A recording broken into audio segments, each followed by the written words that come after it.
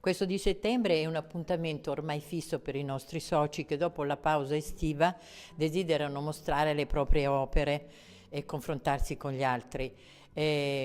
Sono 50 le opere esposte in questa mostra, con un tema libero e con invece stili diversissimi che vanno dal formale all'informale, e abbiamo introdotto anche ultimamente la cosmografia.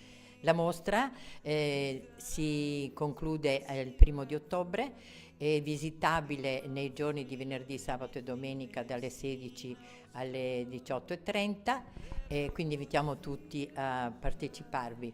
Voglio aggiungere una notizia che anche quest'anno, insieme agli eventi, abbiamo riproposto il concorso letterario. Il concorso nazionale per il racconto breve.